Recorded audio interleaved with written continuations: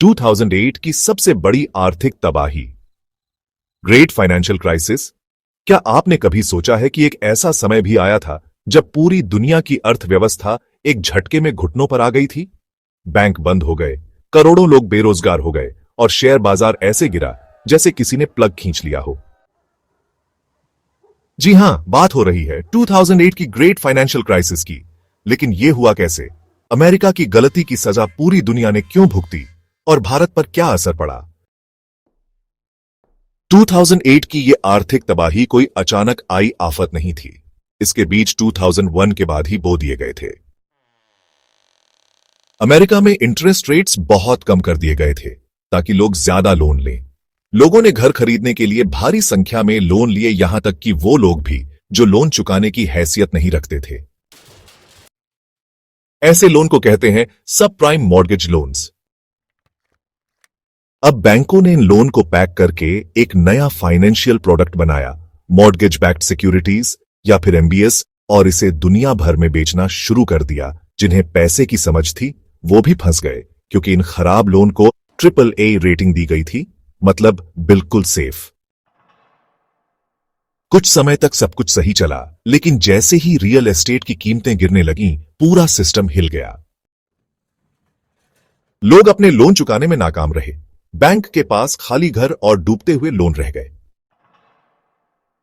इन MBS की कीमतें धरातल पर आ गईं।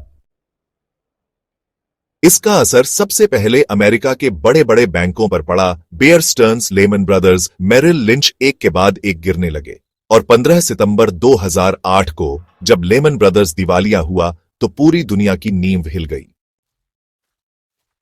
अब यह सिर्फ एक देश की समस्या नहीं रह गई थी, यह सच में एक ग्लोबल फाइनेंशियल क्राइसिस बन चुकी थी।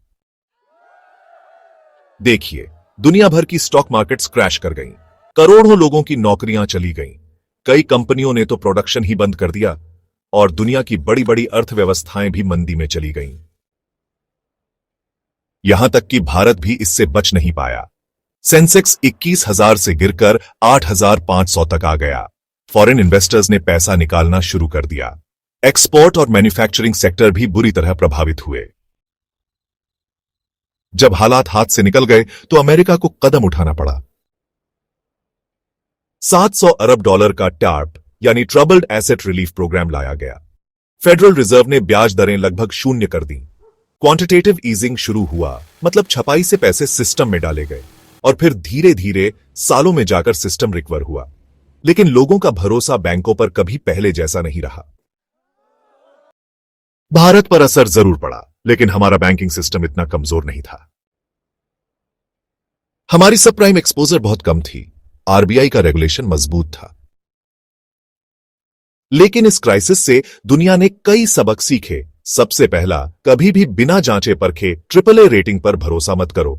दूसरा, ज्यादा लालच हमेशा नुकसान करता है। तीसरा, डाइवर्सिफिकेशन और रिस्क मैनेजमेंट जरूरी है। और सबसे बड़ी बात, फाइनेंशियल नॉलेज हर इंसान के लिए जरूरी है, चाहे वो नौकरी पेशा हो, व्यापारी हो या फिर स्टूडेंट। 2008 की यह कहानी एक चेतावनी है कि कैसे लालच, लापरवाही और गलत पॉलिसी मिलकर पूरी दुनिया को हिला सकते हैं।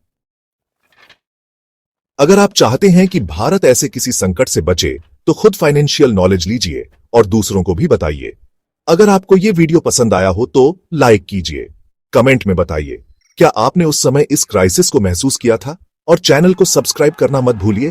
ऐसी ही आर्थिक कहानियां लेकर फिर मिलेंगे।